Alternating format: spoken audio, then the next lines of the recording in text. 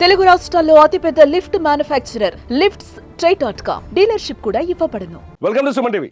ఈ బడ్జెట్ నిజంగా దేశ ప్రజలకి పెద్ద పెద్ద వరాల్ని మోసుకొచ్చిందని చెప్పాలి. చాలా పాజిటివ్ బడ్జెట్. గడిచిన 10 పరిపాలించింది మోదీ సర్కార్. ఇది మూడోసారి మోదీ 3.0 నడుస్తుంది. 3.0లో మోదీ ప్రభుత్వం దేశ ప్రజలకి ఎప్పుడూ ఊహించనంత గొప్ప వరాలను ఇచ్చింది. అందులో మొదటి వరం రైతులకి ఈ బడ్జెట్లో అత్యధిక ప్రాధాన్యతనిస్తూ నిర్మలా సీతారామన్ కొన్ని చాలా ఉపయోగకరమైన ప్రతిపాదనని తెరపైకి తీసుకొచ్చింది.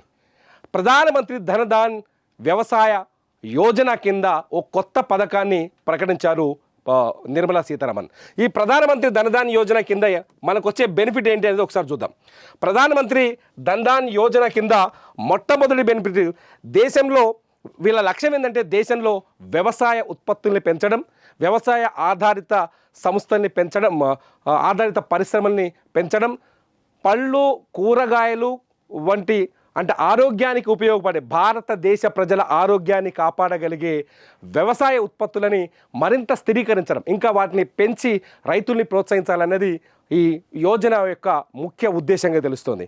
ప్రధానమంత్రి ధనధాన్ వ్యవసాయ యోజన కింద ముఖ్యంగా వాళ్ళు తీసుకున్న పెద్ద నిర్ణయం ఏంటంటే గోడౌన్స్. గ్రామీణ ప్రాంతాల్లో వ్యవసాయానికి అతిపెద్ద మైనస్ గోడౌన్స్. ఎందుకంటే పండించిన పంటని దాచి సరైన సమయంలో అమ్ముకునే అవకాశం రైతు కల్పించాలి.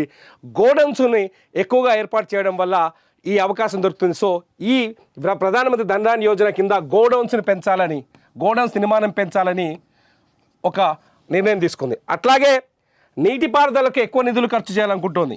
నీటిపారుదల పైన ఎక్కువ నిధులు ఖర్చు చేయాలని చూస్తోంది. అట్లాగే రుణ సౌకర్యాలు పెంచే అవకాశం ఉంది. వ్యవసాయానికి రుణ సౌకర్యాలని పెంచాలని చూస్తోంది. గోడౌన్స్, నీటిపారుదల, రుణ సౌకర్యాన్ని పెంచడం వల్ల రైతుని ఆర్థికంగా బలోపేతం చేయడం, రైతులో ఆత్మస్థైర్యాన్ని పెంచడం లక్ష్యంగా కేంద్రం ఈ బడ్జెట్లో ప్రధానమంత్రి ధనధాన్య వ్యవసాయ యోజనని తీసుకొచ్చినట్టుగా చాలా స్పష్టంగా అర్థమవుతుంది. ఈ యోజన ద్వారా దాదాపు 1,70,00,000 మంది రైతులకి బెనిఫిట్ లభించే అవకాశం కనిపిస్తుంది. దేశంలో ఉన్న 1,70,00,000 మంది రైతులు నేరుగా బెనిఫిట్ అయ్యే అవకాశం కనిపిస్తుంది. ప్రధానమంత్రి ధనధాన్ వ్యవసాయ యోజనని మొదటి విడతగా 100 జిల్లాల్లో అమలు చేయాలని చూస్తోంది. అమలు చేస్తామని ప్రకటించారు. 100 జిల్లాల్లో ప్రధానమంత్రి ధనధాన్య యోజనని అమలు చేస్తామని నిర్మలా సీతారామన్ పార్లమెంట్లో ప్రకటించారు. అట్లాగే ఇప్పటివరకు కిసాన్ క్రెడిట్ కార్డులు ఉన్నాయి. ఏవైతే కిసాన్ క్రెడిట్ కార్డులు ఉన్నాయో కిసాన్ క్రెడిట్ కార్డులకు ఇప్పటివరకు 3 లక్షల వరకే కిసాన్ క్రెడిట్ లిమిట్ ఉండేది. దాన్ని 5 లక్షలకు పెంచారు. 5 లక్షలకు పెంచుతూ నిర్ణయం తీసుకున్నారు. నిజంగా ఇది సూక్ష్మ చిన్న తరహా రైతులకి, సన్నకారు రైతులకి, ముఖ్యంగా సన్నకారు రైతులకి చాలా బెనిఫిట్ ఇచ్చే నిర్ణయంగా కనపడుతోంది. ఇకపోతే బీహార్లో మకాన్ అంటే చాలా చోట్ల కొత్త బోర్డులను ప్రకటించారు. బీహార్కి మాత్రం ఈసారి నిర్మలా సీతారామన్ చాలా వరాలు ప్రకటించారు. నితీష్ కుమార్ చాలా ముఖ్యమైన వ్యక్తిగా, నితీష్ కుమార్కి చాలా అధిక ప్రాధాన్యతనే ఈ బడ్జెట్లో కనిపించింది. బీహార్లో చాలా కొత్త బోర్డులని సంస్థను తీసుకొచ్చారు. అగ్రికల్చర్ సెక్టార్కి వచ్చేసరికి మకాన్ అంటే పూల్ మకానా ఉంటుంది కదా మనకి, మకానా బోర్డుని ఏర్పాటు చేస్తామని బీహార్లో మకానా పంట ఎక్కువ. మకానా బోర్డుని ప్రకటించింది బీహార్కి. మకానా బోర్డును ప్రకటించడం వల్ల బీహార్లో పూల్ మకానా ఉత్పత్తికి, ఇది వ్యవసాయ ఆధారిత ఉత్పత్తి, మొత్తం ఈ పూల్ మకానా ఉత్పత్తిని మరింత తోడ్పడే అవకాశం ఉంటుందని కేంద్ర ప్రభుత్వం భావించడానికి తెలుస్తుంది. బీహార్కి ఇది నిజంగానే వరం. ఇకపోతే కందిపప్పు, మినప, అలాగే మినపాక, అలాగే మసూర్ దినుసుల్ని నేరుగా కేంద్రం కొనుగోలు చేస్తుంది. ఇప్పటిదాకా పప్పు ధాన్యాలు కొన్నింటిని కొనుగోలు చేస్తా అని చెప్పింది కేంద్ర ప్రభుత్వం ఎఫ్సిఐ ద్వారా. ఈసారి అంటే మన వడ్లు కొనుగోలు చేస్తున్నారు కదా తెలంగాణలో చూస్తే, ఆంధ్రప్రదేశ్లో చూస్తే, అలాగే కందిని, మినపని, పప్పు ధాన్యాల్ని నేరుగా కొనుగోలు చేస్తామని కేంద్రం ప్రకటించింది. ఎఫ్సిఐ ద్వారా దీన్ని కొనుగోలు చేయడం వల్ల రైతులకి నిజంగా ఎంఎస్పి వస్తుందని మనం ఇక్కడ ఆశించవచ్చు.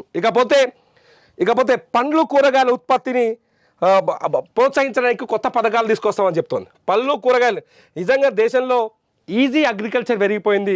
పళ్ళకి కూరగాయలకి దిగుబడి బాగా పడిపోయింది. పళ్ళ కూరగాయల దిగుబడులు చాలా పడిపోయినాయి. మనం ప్రతిసారి చూస్తున్నాం ఇమీడియట్లీ ద్రవ్యోబలం పెరిగినప్పుడు పళ్ళ ధరలు కూరగాయల ధరలు ఆకాశాన్ని అంటుతాయి. వీటన్నిటిని కంట్రోల్ తీసుకొచ్చేందుకు పళ్ళు కూరగాయలు సాగు చేసే రైతులకి ప్రత్యేక రుణ సౌకర్యాలు కావచ్చు, ప్రత్యేక ఏర్పాట్లు కావచ్చు ఇచ్చేందుకు ఈ బడ్జెట్లో అధిక నిధుల్ని కేటాయించారు నిర్మలా సీతారామన్. ఇకపోతే రైతుల ఆదాయాన్ని పెంచే ప్రయత్నం ఇది 100 జిల్లాలు.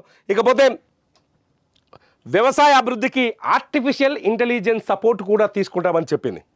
వ్యవసాయ అభివృద్ధిలో వ్యవసాయంలో వ్యవసాయ విధానాలు కావచ్చు, వ్యవసాయంలో సైంటిఫిక్ విధానాలు కావచ్చు, అధునాతన వ్యవసాయాన్ని అభివృద్ధి చేయడం కోసం ఆర్టిఫిషియల్ ఇంటెలిజెన్స్ సపోర్ట్ తీసుకుంటామని ప్రకటించారు నిర్మలా సీతారామన్. ఇక లాస్ట్ పాయింట్కి వచ్చేస్తే national institute of food processing యూనిట్ని ఏర్పాటు చేయబోతున్నారు.